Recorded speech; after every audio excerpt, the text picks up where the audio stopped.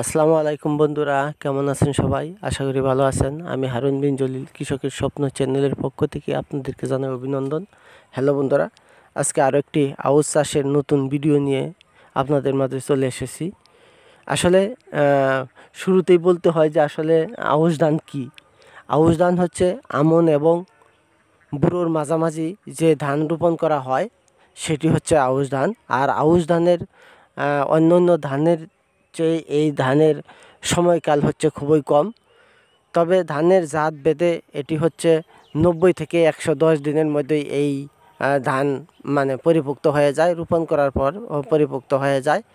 আর এই ধান দেখা যায় যে অন্যান্য ধানের তুলনায় অনেকে মনে করে কম হয়, উৎপাদন কম হয়, কিন্তু না। আমি গতবার যে আমার জমিতে আউশ ধান রোপণ করেছিলাম সেটা আমি আমন ধানের তুলনায় আউশ ধান আমার অনেক ভালো হয়েছিল। আর সেই জাতটাই এবার মাঠে আমি লাগাচ্ছি। সেটি হচ্ছে চাইনিজ চাইনিজ এটা ইরি, যেটা বুড়োরই একটা অংশ। আর এখন আপনারা দেখতেই পাচ্ছেন যে আমার জমিটি মূলত পাওয়ার টিলার দিয়ে হাল চাষ করা হচ্ছে। এটা ছিল আমার বিনা চাষে ভুট্টা চাষের জমি। এই জমিতে বিনা চাষে ভুট্টা চাষ করেছিলাম। এখন আমি ভুট্টা মানে কর্তন করার পর বা সংরক্ষণ করার পর এখন আমি এই জমিতেই আউশ ধান রোপণ করতে যাচ্ছি। মূলত এই জমিতে আমি 4টি চাষ দিব। 2টি চাষ পূর্বে দিয়ে রেখেছিলাম, আজকে 2টি চাষ দিব। আর চাষ দেওয়ার পরে এই জমিতে আমি প্রথম ধাপে সার প্রয়োগ করেছি, সেটি হচ্ছে বাংলা টিএসপি দিয়েছি আমি এখানে 20 কেজি, এবং এমপি যেটাকে পটাশ সার বলা হয় সেটাও দিয়েছি এখানে আমি 20 কেজি। আর এই জমিতে একটা সমস্যা রয়েছে, সেটি হচ্ছে মূলত ধানের পাতা লাল হয়ে যায়। প্রথম সমস্যাটা আমি খুঁজে বের করেছি, এই জমিতে পর্যাপ্ত পরিমাণে এমপি সারের ঘাটতি রয়েছে। তার কারণে আমি এই জমিতে এমপি সারও সমান পরিমাণভাবে দিয়েছি, সেটি ওই মানে টিএসপি সারের সমপরিমাণভাবে। আপনারা দেখতেই পাচ্ছেন আমার জমিতে এখন জমি প্রস্তুত শেষে মূলত লেবারেরা আউশ ধান রোপণ করছে। এটি আমি মানে কাঠা প্রতি 7% এক কাঠা প্রতি 400 টাকা হারে তাদেরকে চুকিয়ে দিয়েছি। তারা এইভাবে চুক্তিতে আমার ধান রোপণ করছে।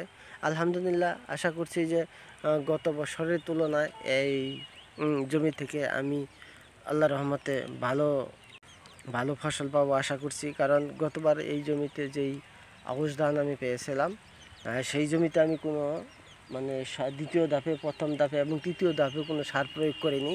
আর এবার যেহেতু আমি প্রথম ধাপেই জমিতে মানে মাটির নিচে সার প্রয়োগ করে যাচ্ছি, আশা করছি যে অন্য বছরের তুলনায় এবছর আমি আমার ধানটাকে আরও অন্যভাবে পরিচর্যা করব। দেখা যাক উপরওয়ালা কতটুকু ফলন দেয়, বাদ বাকি আল্লাহর ইচ্ছা। তবে বাংলাদেশে দেখা যায় যে প্রচলিত আসলে আউশ ধান তেমন নেই, কিন্তু আমার এই এলাকায় আমি যেখানে আছি সেখানে আমি মূলত এই আউশ ধান চাষ করছি, বরাবরের মতোই চাষ করে যাচ্ছি। ফুলবাড়িয়া কৃষি অফিস থেকে মূলত আমাকে সরকারিভাবে কিছু আউশ ধানের বীজ দিতে চেয়েছিল, কিন্তু আমি তাদের বীজটি তেমন বিশ্বাসী ছিলাম না, বিদায় তাদের বীজটা গ্রহণ করিনি। কারণ গতবার আমি এই বীজটা আমার এই জমিতে রোপণ করেছিলাম, বেশ ভালো রেজাল্ট পেয়েছি। আর সেই জাতটাই এবারও আমি রোপণ করছি। তবে দেখা যাক, তাদেরকে বলেছি যে সামনের বছর যখন আমি এই জমিতে আউশ ধান রোপণ করব, তখন আমি এই জমিতে পুনরায় সরকারি বীজ নিয়ে আমার এই জমিতে লাগাবো। তবে হ্যালো বন্ধুরা, আশা করছি ভিডিওটি আপনাদের ভালো লেগেছে। ভিডিওটি যদি ভালো লেগে থাকে তাহলে অবশ্যই লাইক কমেন্ট শেয়ার করবেন।